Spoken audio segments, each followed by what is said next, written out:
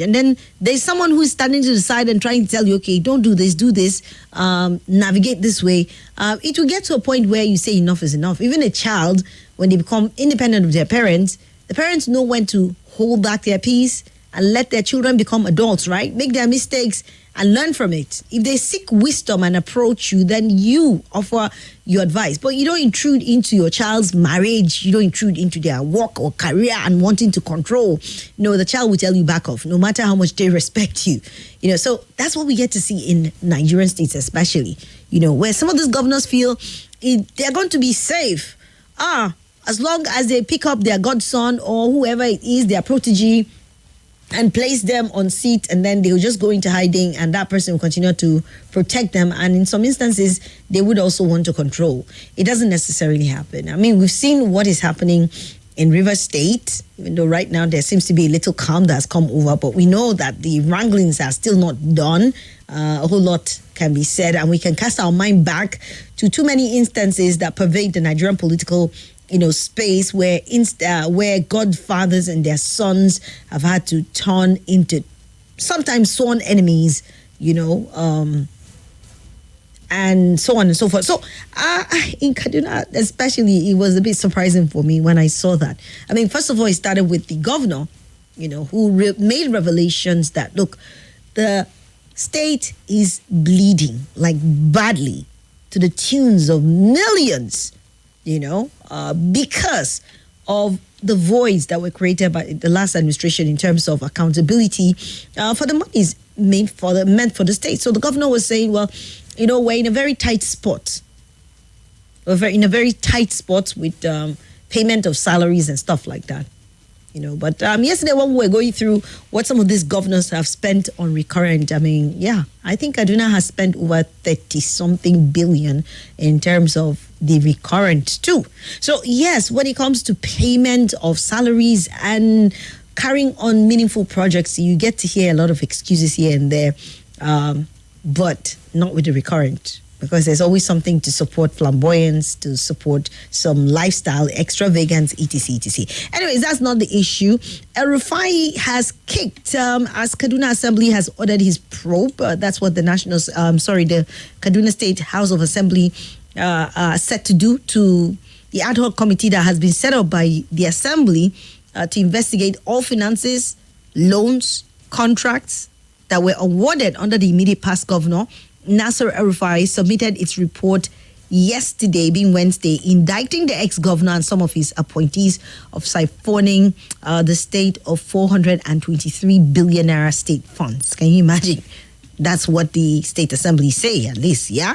That's their own allegations, or what they allege the ex-governor actually siphoned alongside his people.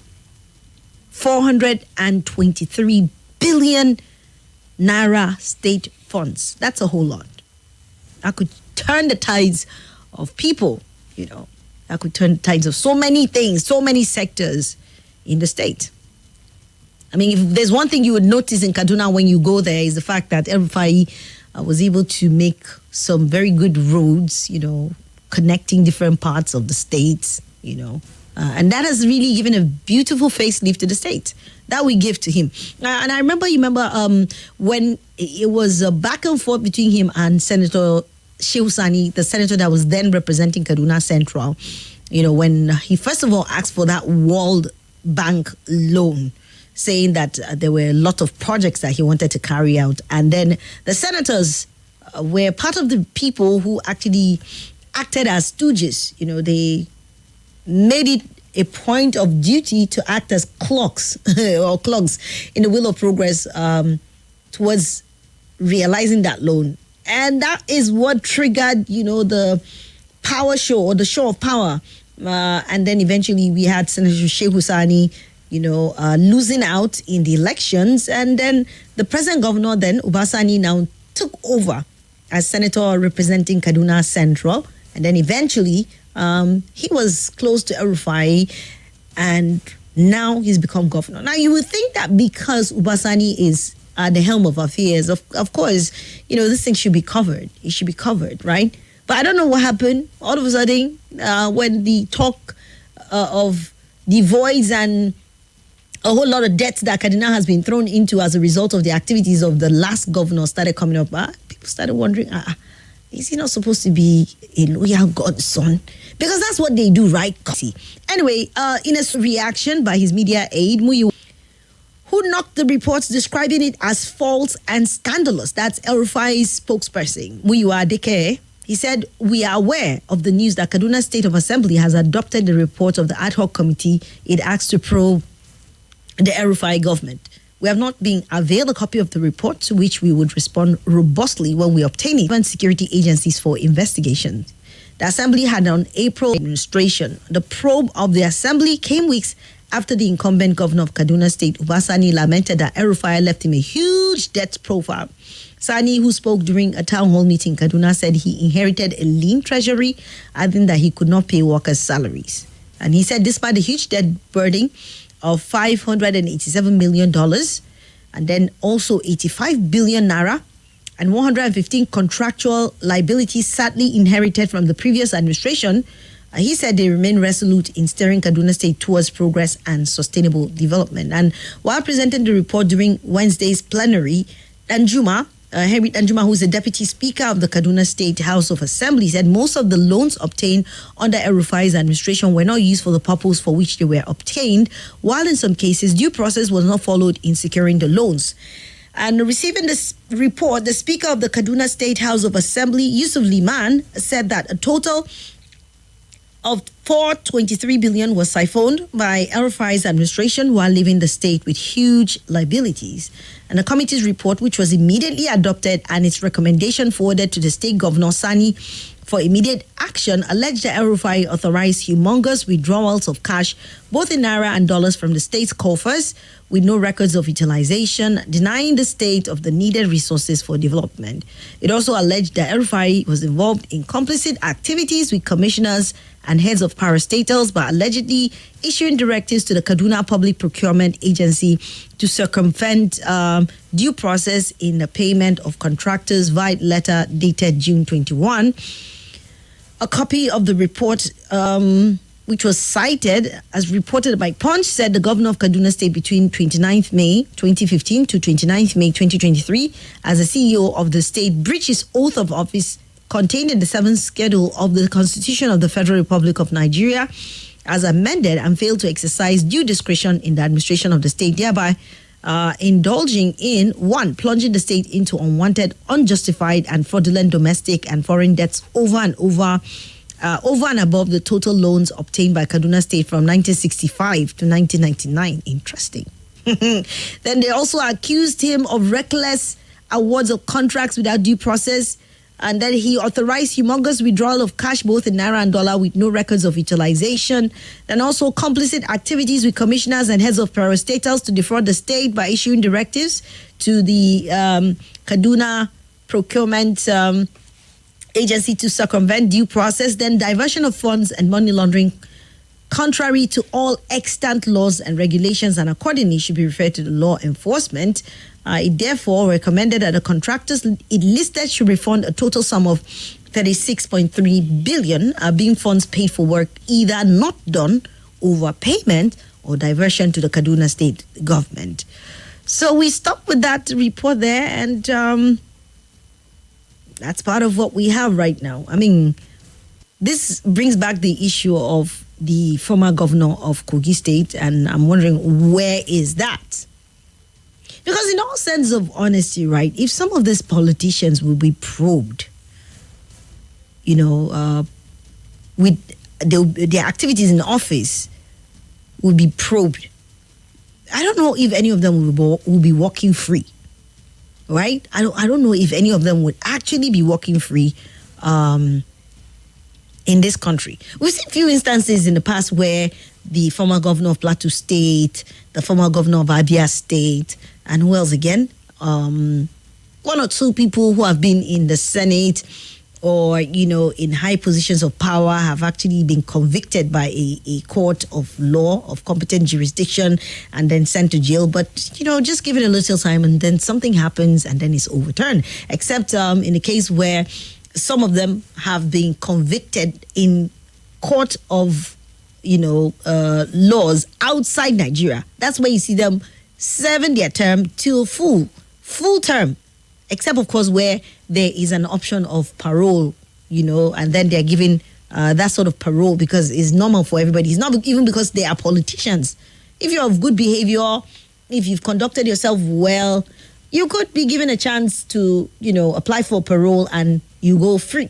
But most of the time you find out, I know I've carried out a project on prison administration in this country, and I've had to talk with inmates, looking at why they're in prison, how long they've stayed, who are the number of people on awaiting trial. And to my utmost shock, that's the largest number of people in the prisons. I worked in, with the Kaduna prisons as at that time when I worked on that project. Many of them, in fact, a large chunk of them are awaiting trial. Some of them, they've been there for over 10 years. Some of them, you ask them question as to, okay, when is your next court day? They don't even have lawyers.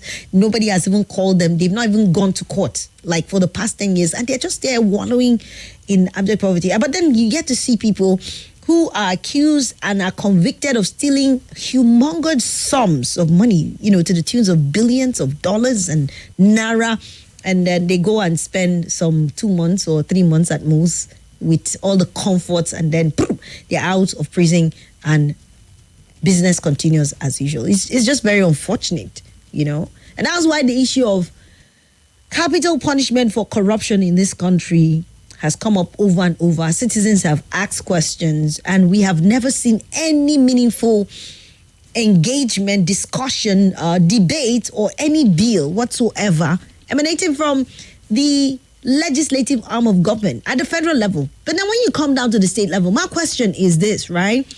The legislative arm of government, we know what their function is, basically to make laws that would be beneficent and bring about dividends of democracy. They also have the oversight functions that they need to perform. And so you see them forming committees, having chairs. Now, apart from the scrambling, of wanting to be the chairman of Juicy, because we have that lexicon in Nigeria. Some committees are considered very juicy. So you see them scrambling and pushing for it and lobbying for it when they are inaugurated. Apart from that, when have we seen anything meaningful, in terms of oversight functions, some checks that the House or the legislative arm of government is supposed to put upon the executives? Because sometimes I feel that some of these excessive spendings and some of these processes that are bypassed, if the legislative arm is up and doing and do not offer themselves as stooges or want to just be played or play themselves into the hands of the governors to be used, they can detect it. They can stop a whole lot. Okay? They can do a whole lot by investigating and saying, okay, we're not going to approve this because it does not meet standard. It does not answer our question as to, what it will be put, or we do not see meaningful evidence to show that these sums should be approved. And so we will not bleed the state dry. But these governors just have a way of walking around, it is been put out there as chummy relationship. Sometimes it's not about the chummy. Yes, you can have a meaningful, respectful relationship, but you can always beg to differ. No, sir, as much as I respect you, but no, because it is not in the interest of the people. But we don't get to see robust governance in the country, unlike what we see in other advanced climes where there are some things that just don't pass because you have people who are actually working. So how come? And I'm sure many of these state assembly members were also part of this administration, and probably they were asked to approve and they just allowed it to pass. And right now you're saying, because you also want to serve the interest of the new person, you're also saying, he has given. So where were they? Where were they? Performing their role as gatekeepers, when the need arose, as at the time that all of these monies,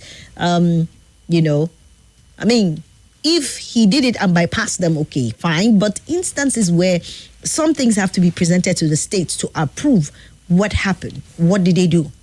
So these are the questions that we get to ask sometimes, when people are very quick to say, in the last administration, were you also a part of it? Were you complicit in your own way by looking the other side, or just saying, rank dead and then you just allow things to pass because you do not want to risk being in the wrong book, or you don't want to be in the wrong with the governor. You want to be favored as long as you are there. So these are the things. So running across all the states, yesterday we ran through some of the expenses that the states have incurred upon their people by just recurrent things that are not meaningful, that does not add any value, does not bring about any development, does not trigger anything whatsoever in terms of dividends of democracy. And today we're beginning to see. Now, I'm sure that many of the states, when you begin to investigate them, you'll not find, okay, we have a quick commercial. Get ready for an exciting experience. Atom Foundation proudly presents the Charity Champions. This is Nigeria Info.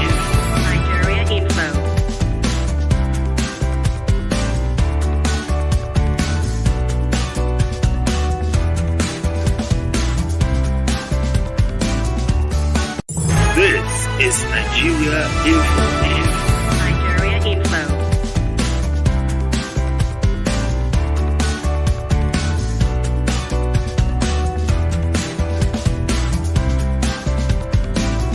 This is Nigeria Info. Nigeria Info.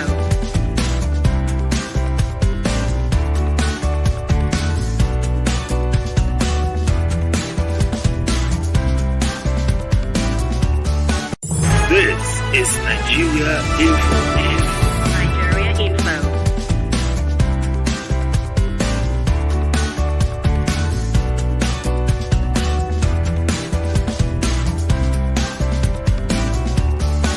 This is Nigeria Info. Nigeria Info.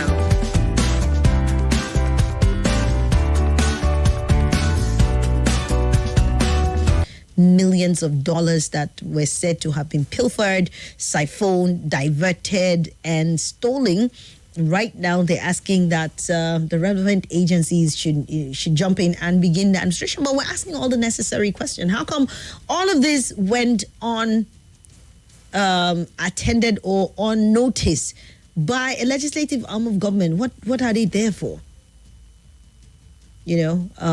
They will not take full responsibility, but of course they have role to play in terms of spending, where they have a say in approving some of the sums, some of the monies that are released for one thing or the other, because it goes through them in some instances, right?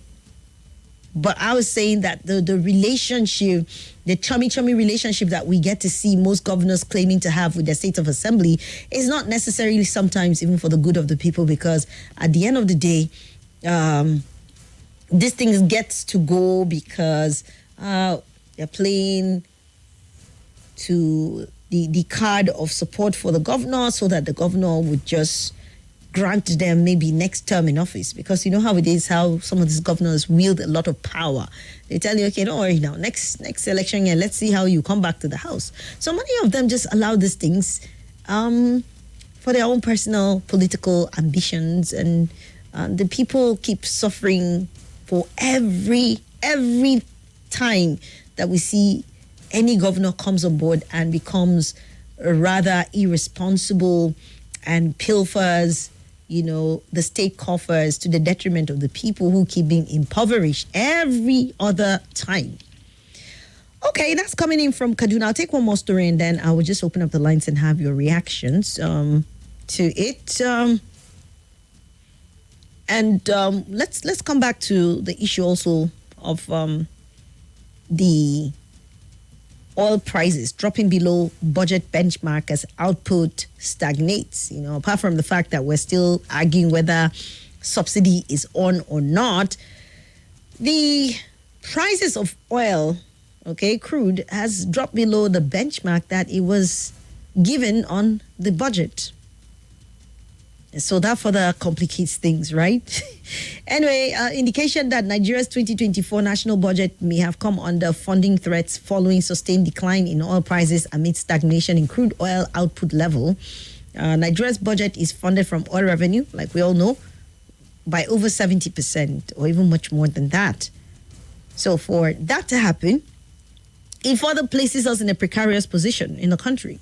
Price of Boni Light, Nigeria's premium grade, yesterday dropped to about 76.54 per barrel, then from over $80 per barrel. So it fell down to $76.54 from $80 per barrel. Average price recorded in May of 2024, indicating a shortfall of 1.8% compared to the 2024 budget reference price of $77.97 dollars per barrel. So that was the benchmark on our budget, and right now it has gone below by 1.8%. So there has to be some sort of augmentation, because if you place it high and it goes low, then you have to find a way. And this comes a few weeks after reports of the Nigerian Upstream Petroleum Regulatory Commission, NUPRC, had put on the nation's oil output at 1.4 million per barrel. 1.4 million, including condensate, okay? On its May monthly oil market reports, the Organization of Petroleum Exporting Countries, OPEC, also put Nigeria's oil output, including condensate, at 1.28 billion barrels per day in April of 2024. Checks also indicated that there was not much concerns last month over the drop in the nation's oil output, as the price of crude remained relatively high at over $80 per barrel. It also showed that for the first time in 2024, there were increased concerns yesterday when the nation's oil performed badly in terms of price and output, considering that the nation's 2024 budget was benchmarked at $77.97 per barrel and 1.70 million barrels per day, including condensate. In an interview, the National President, Oil and Gas Service Providers Association of Nigeria, Mazi Coleman Obasi, said oil remains the backbone of Nigeria's economy, and efforts should be made to produce more oil while protecting it from being stolen to ensure budget targets are made or are met. However, in its latest monthly May oil market report, the MOMR obtained shows that OPEC stated that according to secondary sources, total OPEC 12 crude oil production averaged 26.58 in April 2024, and so on and so forth. Anyways, these are the reports of the current state of things, our low oil output, and the fact that the prices are going below the benchmark is not so good for us, for a country that develops or that depends solely, let me not say solely, but majorly on oil. And this goes in the negative, or the negative indices is staring us in the face, shows that our economy may most likely be placed in more trouble. Our foreign reserves have been depleting, by billions of dollars, because of course we're not producing that much. And then to have this also now becomes a bit more problematic and crippling a whole lot more in terms of Nigerian economy.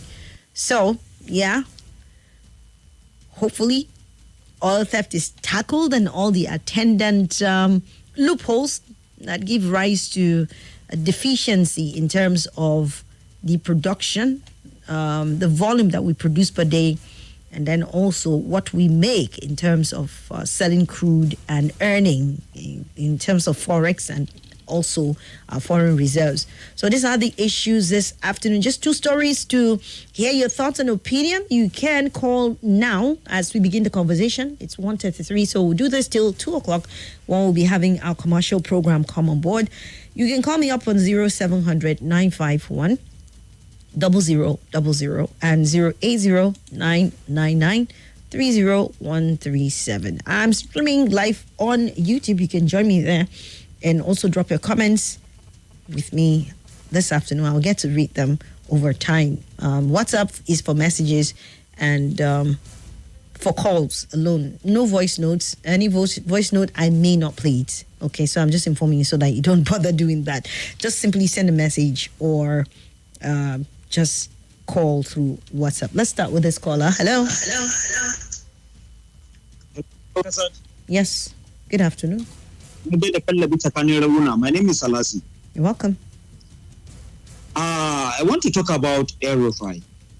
Okay. See, you are talking about the State House of Assembly. Okay. See, the State of Assembly doesn't have power because most of the governor who they handle the affairs of the state as emperor, and whoever that refuse to dance to the tunes of the governor, they show him the way out. So most of this State House of Assembly doesn't have power on their own. They have joint account. They don't have money, direct from the to the state. The legislature doesn't have even their own funds. They depend on the governor. They say yes, sir, to the governor. So they have even the local government fund too. They say they have joint account. That's why I'm in support of this government that the local government should have their own allocation. Then come to the issue of state government, most especially in the state of this Kaduna state government. We all know. See, you know what the school that these children were kidnapped. Look at that school. This is the Kaduna we are talking of. There's some little improvement, most especially infrastructure in the town, in the metropolis of Kaduna. But go to the rural area. How many teachers did Aerofy sack? Most of the people he sacked them without even paying their benefit. And the good thing is that it's not opposition that is in power now. It's the same APC. He brought in this man. And this man is saying, yeah, this is what happens. Over 423 billion incurred by my former predecessor. I can't even pay salary. He said, in fact, the salary of the state accumulated 5.something billion. And he said the money being with the huge revenue given to the state government, the loan, the people, the company, these people collect the loan. They have to. There's an agreement that as the money comes in, they pay back. So the governor doesn't have anything. So with the meager amount, how will he develop? He can't even pay salary. So these are the things. So Aerofy should just go and answer the question. They are asking him, go and explain yourself. You shouldn't be saying, they are getting you with integrity. Which integrity? Go and prove that go and prove your integrity to the State House of Assembly. Okay. So these are the things. Thank you. All right, thank you. Someone said I'm frowning my face. I'm frowning my face. Nemeka, mind yourself. I'm not frowning my face. I'm just listening very intently. That was what I wanted to say. Salasi made a point that I was actually, I said, thank God that this is happening within the same administration. It's not a different political party. It's the same political party. And I really like the fact that this is happening. Like what we're seeing, some of the ministers in the last administration are being probed, asked questions. It doesn't mean that because it's the same party that people should just go without coming back to give what do you call it now? You come and explain, how did you hold your responsibility as the governor? I like the fact that this is an APC thing, and that's what should be done. Okay, it's the same thing even with followership. Just because it's your party and you support and you see something wrong doesn't mean you look the other way. Then you're not being true to yourself. True followership, true leadership demands that, look, there must be accountability, there must be transparency. Even if you're my sibling, you're my father, my mother, if there are questions that need to be asked, we need to ask it. Because that way we are able to encourage proper leadership, responsibility, responsible leadership, not just because he's from the same party, so we'll just cover up his sins and just keep on amassing all the irresponsibility that we see in leadership in this country and stuff like that. So, yeah. Let's take on more callers. Hello. Hello, good afternoon. Good afternoon to you. Welcome. Yeah, my name is KGB. Okay, welcome. Yes. First, we are much aware of the antecedents of past governments and even the present one. We are much aware, and that is why I do tell you, me and you need to argue on one thing. that I don't want to mention it so that I won't cut me off. You see, thanks to, even though they say where evil parade, sometimes you will see, change among them. I'm talking of the governor of Kaduna. You know, this is what happened in, what do you call it? Thanks governor of Kaduna and Fubara. But this is what happened in Anambra as well. When, what do you call it? After being away with the billions of Anambra money, Soludo wanted to cover him. People are telling him, look, this you are covering is going to bounce on your head at the end of the day, because they will say, I left, I mean, they gave you billions, they left billions for you, and you gather other money. So what is your achievement? It is later there he discovered that, if I keep quiet, like at the end of the day, this thing may be, the hit started saying something. You see, until we do one thing. There's many things we do, but one, coming to, you see, sometimes they see themselves as God, as a God, and as God. And if we, until the constitution went through and do that, they are so-called, remove that, they are so-called the immunity, then, because if not for me now, I tell you, is it not this one that is running? I tell you, give me the consultancy, give me, I will go and bring me where he is. Maybe where he is in the world. The way they are telling you that he's this. So telling him that he got no power. All these ones that are saying immunity, at the end of the day, it's good to let them know that they have no single power until we start the treatment this while in office or while outside. Deal with them, reduce it. All right. Mr. KGB, round up. These people are what is our president and vice governors. Thank you. Hello? Okay. We need to take on other callers. Round up. You talk of hello. You talk of our voice. This is paying subsidy or no subsidy. All right. KGB, sorry, we have to move on. You can't keep talking and talking and talking. When I give you heads up, round up. That's what I expect. Hello. Hello. Good afternoon, Swat. How are you? I'm fine. Good afternoon. My name is Comrade Stanley is on the line. All right. Go ahead. My take is that the governor, both Kaduna governor or the rest, any governor in the country, I want to talk about them. So what is the problem of the country about the governor is that Nigeria governor or president, for this money politics, they will go and borrow loan and all get their money with. When somebody wants to be a governor of the state, they will spend more than 10 billion or more than that. They will share the money, and even if somebody wants to be commissioner in the state, before the governor appointed you, you support the governor before you come and appointed you support a lot of money. So it's not free in Nigeria. Both the president, both the minister, before they appoint you, they always support the president with a lot of huge money. So it cannot just be free. So when you spend the money like that, you come the governor, you expect to dash the state, they will come and collect the money back. Okay. Anyway, that's what is happening in the country. Right. It's head, like a president, they sit down and look at what, let them bring a sense of the politician down. When they want to contest, they monitor you. Maybe you contest with little money or free to contest, or you know certain money. If not, nothing will happen. Nigeria, when continue like this, Nigeria will go into crisis or problem because okay. You need to. The way they are doing now is money politics in Nigeria. All right. Everybody come, you spend money and get his money back. Round up. So that's what is going on, Mrs. So that's what is going on. Thank Okay. you. God bless. Thank you very much. Okay. Let's see. Do we have messages? I think we have messages here. This is not for me. It's from earlier on. Let me see the message. Okay, yes, we do have messages. I salute you, Barrister Swat. The question is, Tinubu remove fuel subsidy exchange rate. Then it was between 600 naira per. It was between 600 watts per dollar. He was not thinking that dollar will rise up to $1,500 or 1,500 naira. The subsidy he removed has now doubled. In fact, what they are paying in subsidy today is double. if the dollar and the fuel price was still remaining the same when he took over government, fuel subsidy commotion couldn't have given birth to unmentionable hardship Nigerians are going through now. That is the situation we found ourselves.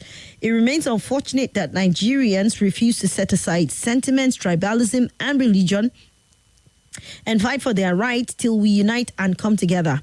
There shall be no change from Chimenka Edwin. Thank you, Chimenka. Good afternoon, my lady Swat. How are you doing? Well done work, ma'am. Love today's weather. Oh, Karen I do love today's weather. I promise you. It's so amazing. I didn't want to get up from bed. I just wanted to sleep and sleep. But I remember I had to come to work.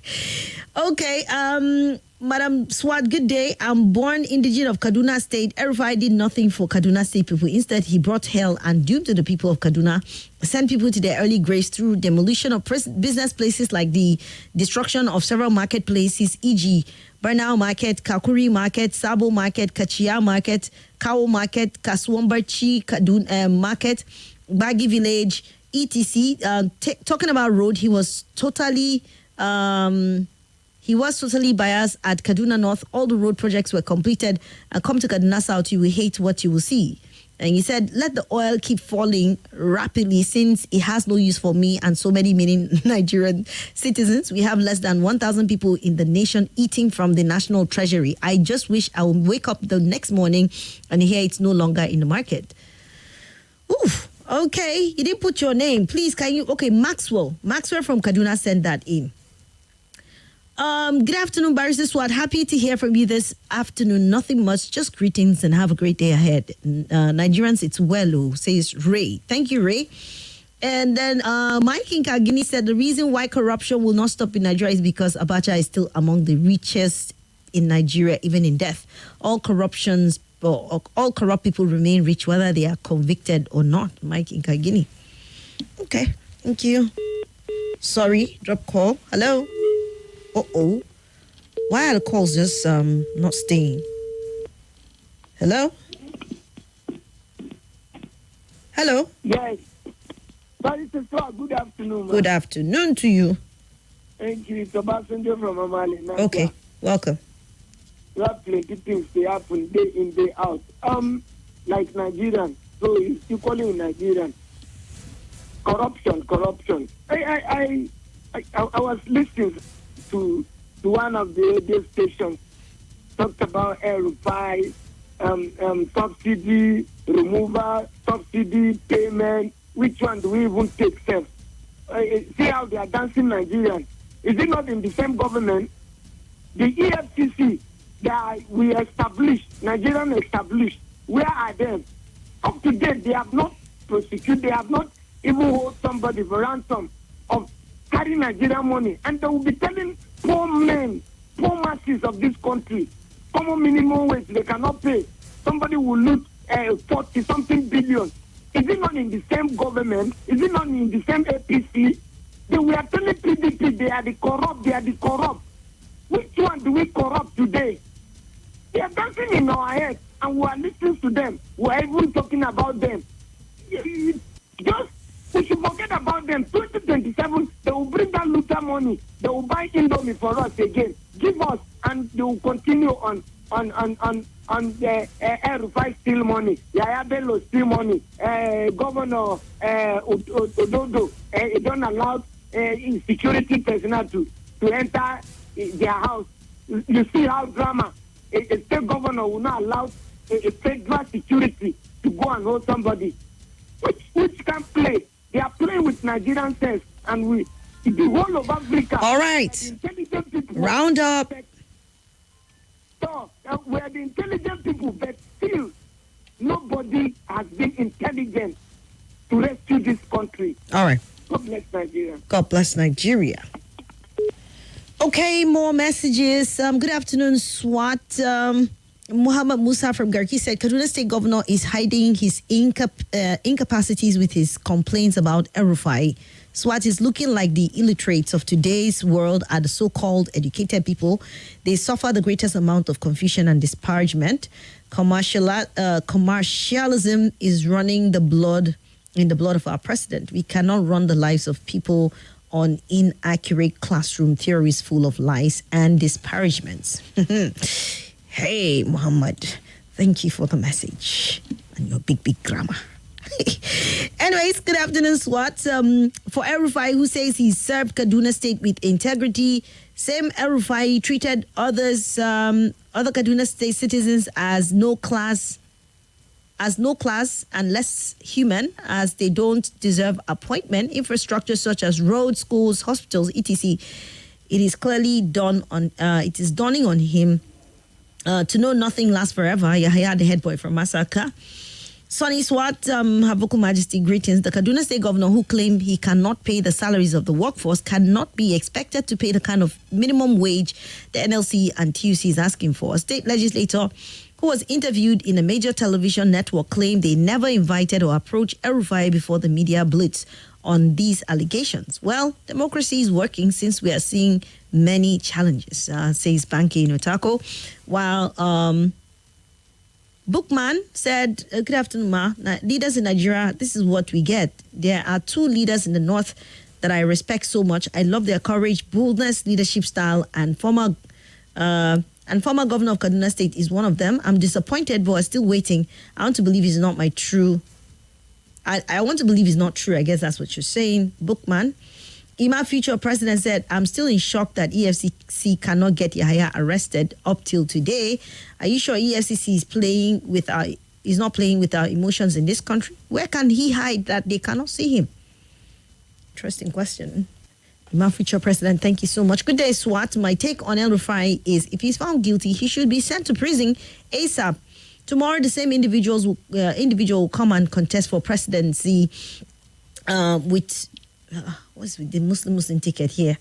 He said, and some religious fanatics will still vote for them. He should have it in mind that no matter the type of money he loses, allegedly, he will never grow taller than his height, Mr. Maxwell from Niger State.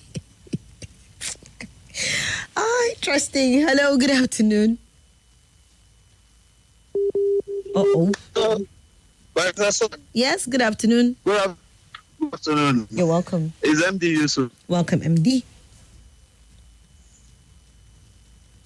Hello, MD. Are you there? Bad network. Call me back, MD. Hello? Hello? Can't answer that question. That call. Hello? Hello? Sorry. Hello? How are you doing? Okay, drop call. Let me read the messages I have on my YouTube page. I obviously see people there. Simon Matthew, thank you so much for the messages. You said, good afternoon, Madam Swat. I'm happy about what is happening in Kaduna. I pray that the governor has the courage to see the matter to the end. Our states cannot continue to suffer like this. I also pray that the leadership don't intervene, but allow the governor to nip this issue on the board. Whoever is guilty should be made to return the money and punished. With all that we have endured as a nation, how come we only make crude our major earner? Is it that we're not thinking? Supposing oil dries up, what then happens to our economy? Simon Matthew is asking this question. Well, it's something that has stared us in the face for too long. Even as we see countries advancing, making progress towards moving away from, this fossil fuel, crude, into other things, right now, it's no longer about, oil. Hopefully, in another 30, 50 years, people are moving away from oil and are looking at other areas, ICT, AI, plenty things. Big money earners for countries. But we're still, we refuse to even expand on agriculture. We refuse to, develop the natural resources, mining in the sector into something major. We've refused to move on with industrialization. I don't know. Okay, Banky said, you look dapper, SWAT. Oh, thank you. From all the nascent developments on the economy, you can easily see why Tinubu will not accede to Labour's request. Anyways, I see Good afternoon. I can't. Hello? Network is very bad. Very, very bad. Please call me back. Hello? Hello, good afternoon. Good afternoon to you. Welcome. Pastor, my name is Peter. I call from Nasawa. Okay. My sister, I don't know why our leaders are treating the masses like this. How can our president tell us that the subsidy has gone? Subsidy has gone. And today, they say that they pay subsidy. Who did they pay that money for? I want to know. They say they will spend 5.40 trillion in subsidy this year. Who did they pay that money for? And they tell us the subsidy has gone. Now, Erofai is a state. Now they come say 430 billion. Get ready to take your taste buds on an adventure with Eat Right. Hi everyone, my name is Swat. That's the name my father gave me, but you can always call me Her Vocal Majesty. I'm the host of The Sunny Side on 95.1 Nigeria Info. It takes place every weekday, noon to 3 p.m., where we get to have all the lovely contemporary conversations. If your days are normally long and gloomy, well, not anymore, because I'm here to make it all bright and sunny for you. So join me. It's an invitation. You don't want to miss out. This is Nigeria Info.